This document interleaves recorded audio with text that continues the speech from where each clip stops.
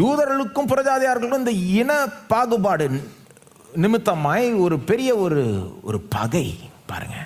அந்த காலத்தில் புறஜாதியாரும் யூதரை வெறுக்கிறாங்க, ஆனால் யூதரும் புறஜாதியரை வெறுக்கிறாங்க. இப்போ அப்படிப்பட்ட ஒரு இன பாகுபாடு தேவனுடைய ஆலயமாகிய சபையில் காணப்பட கூடாது. சபைக்குள்ள இவங்க அப்படி இவங்க இப்படி அப்படிலாம் நம்ம பிரிக்க கூடாது. இந்த ஜாதி அந்த ஜாதி, இந்த ஜாதி பேச்சுக்கெல்லாம் இடமே இருக்கக்கூடாது. ஆனால் சில நேரம் கிறிஸ்தவர்கள் மத்தியிலே அது இருக்கு. எல்லாம் கட்டிலேருந்து விடுதலை ஆயிட்டாங்க, அந்த கட்டிலேருந்து விடுதலை ஆகல. கிறிஸ்தவர்கள் மத்தியில் அவங்கள விட நாம சுப்பீரியர் இப்படிலாம் என்ன இருக்கும், அவங்க நம்மளை விட குறைஞ்ச ஒரு நிலையில் இருக்கிறாங்க. முட்டாள் தானே அதெல்லாம்.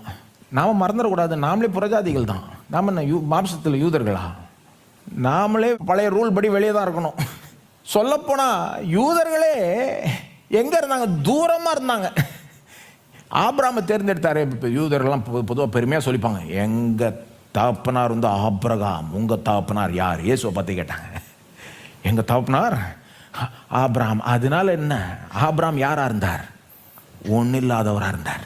தேவன் ஆபிரகாமை தேர்ந்தெடுக்கிறப்போ ஆபிரகாமுக்கு ஒரு வாழ்க்கையே இல்லை, கடவுளே தெரியல, ஒரு ஆசீர்வாதம் இல்லை, ஒரு பிள்ளை இல்லை, எதுவுமே இல்லை.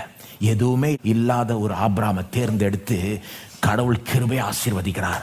அவர் சொல்றார், நான் உன்னை பெரிய ஜாதியாய் ஆக்குவேன். இப்போ யூதர்களே பெருமை பாராட்டுறதுக்கு ஒண்ணுமே கிடையாது.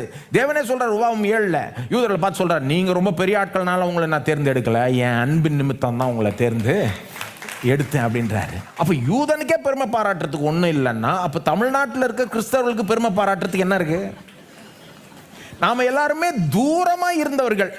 அதுதான் பவுல் சொல்றாரு பாருங்க. பவுல் சொல்றாரு, நீங்க யாரும் மறந்துடாதீங்கன்றாரு. எபேசியர் 2:11 remember that at one time you are Gentiles அப்படின்றார் பவுல் சொல்றாரு. எபேசியர் 2:11 தமிழ்ல 12 வருது. நினைத்து கொள்ளுங்கள், மறந்துடாதீங்கள். 12ஆம் வசனம் முடிகிற இடத்துல நினைத்து கொள்ளுங்கள், நீங்க யார், எங்கிருந்து வந்தீங்க நினைத்து கொள்ளுங்கள். 13 சொல்றாரு, முன்னே தூரமாயிருந்த நீங்கள் இப்பொழுது கிறிஸ்து இயேசுக்குள் கிறிஸ்துவின் ரத்தத்தினாலே சமீபமானீர்கள். நீங்க எங்கேயோ இருந்தீங்க, கடவுளுக்கும் உங்களுக்கும் ரொம்ப பெரிய ஒரு கேப். நீங்க கிட்ட கூட சேர முடியாதவர்களா இருந்தீங்க. எப்படி கிட்ட வந்தீங்க? நீங்க ஏதோ பெரிய சுப்பீரியரா இருக்கிறதுனால இல்ல, நீங்க வந்து இயேசுனுடைய ரத்தத்தினால, எல்லாம் சொல்லுங்க, கிறிஸ்துவின் ரத்தத்தினாலே சமீபமானீர்கள். இப்படிதான் எல்லாருமே சமீபமா வராங்க. யூதன் கூட இன்னைக்கு எப்படி கர்த்தர்ட்ட கிட்ட சேர முடியும்? கிறிஸ்துவின் ரத்தத்தினாலே. இன்னைக்கு வந்து விசுவாசத்தினால் நம்மளை ஆபிரகாமின் பிள்ளையாய் ஆக்கிவிட்டார். இதுல நமக்கு பெருமை